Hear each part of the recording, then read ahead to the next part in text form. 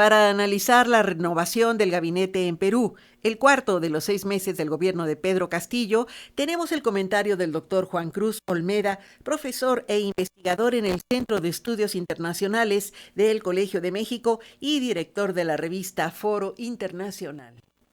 Si hay una palabra que durante los últimos años ha definido a la política peruana, es inestabilidad.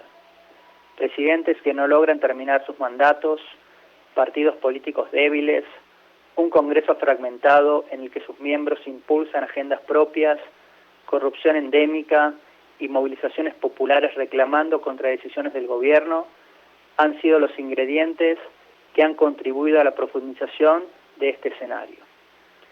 A esto deben sumarse los efectos generados por la pandemia y una creciente polarización que definió a la última campaña presidencial. El proceso en el que finalmente resultó electo el actual presidente Pedro Castillo mostró que su llegada al poder no lograría revertir esta tendencia. La primera vuelta de dichas elecciones enfrentó a la ciudadanía a una multiplicidad de candidaturas, y quienes pasaron a la segunda instancia, Castillo y Keiko Fujimori, sumaron solo el 19 y el 13.5% de los votos respectivamente. El balotaje enfrentó a dos proyectos políticos en los extremos del espectro ideológico, y el resultado final dejó en evidencia una división profunda del electorado.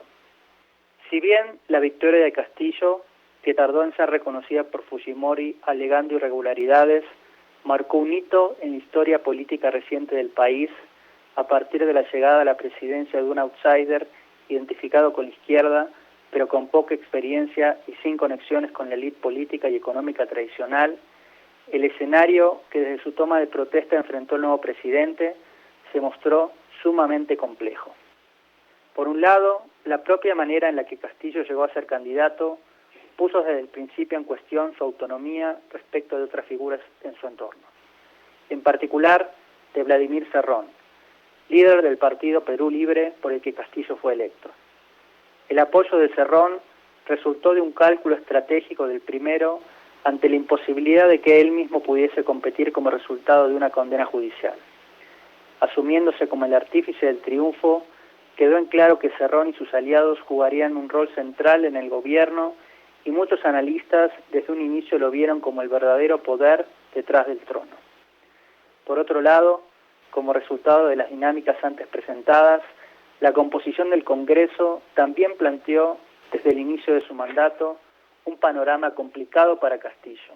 Los legisladores de su partido y de fuerzas aliadas solo controlan un tercio de los curules, lo que, considerando el rol activo que el legislativo ha asumido en la utilización de la figura de la vacancia para remover a anteriores mandatarios, así como el uso de su facultad para vetar a la composición del gabinete de ministros, planteó un límite claro al ejercicio del poder por parte del nuevo presidente.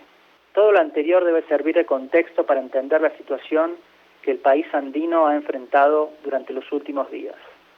El pasado lunes, la ahora expresidenta del Consejo de Ministros, Mirta Vázquez, oficializó su renuncia alegando falta de firmeza del gobierno para atender problemas de corrupción que involucran a altos funcionarios y demandando cambios en el propio entorno del presidente.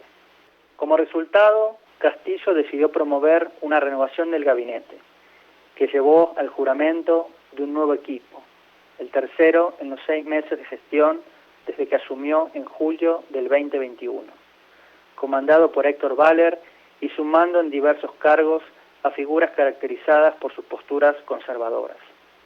El caso más destacado fue el de Katy Ugarte en el Ministerio de la Mujer y Poblaciones Vulnerables, conocida por haberse mostrado contraria a promover la educación con perspectiva de género. El propio Baller comenzó hace años su carrera de legislador, habiendo sido electo por una fuerza política ultraconservadora. Las fotos del amistoso encuentro que Castillo mantuvo con Bolsonaro los 2 días de la designación del nuevo gabinete llevaron a muchos, probablemente de manera exagerada, a confirmar un giro ideológico en el gobierno peruano. Sin embargo, la renovación del elenco ministerial no puso fin a la crisis, sino que por el contrario abrió una mayor. No solo porque el recambio implicó la salida de Pedro Franque, el economista moderado que había procurado amainar los temores de la élite económica, sino porque casi de manera inmediata a la oficialización de Baller comenzaron a emerger numerosas denuncias en su contra por violencia de género. Lo anterior llevó a que los líderes parlamentarios rápidamente cuestionaran su presencia en el gobierno y amenazaran con no brindar el voto de confianza para su permanencia en el cargo.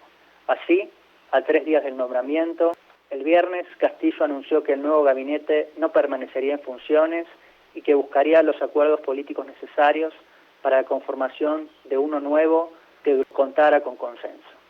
Estos idas y vueltas vuelven a dejar en evidencia la debilidad del presidente e incitan nuevamente las especulaciones respecto de si podrá culminar su mandato. La inestabilidad constante sin duda ha puesto en un impas la agenda reformista que llevó a Castillo al poder y los resultados generados hasta ahora por su administración han sido, en el mejor de los casos, modestos.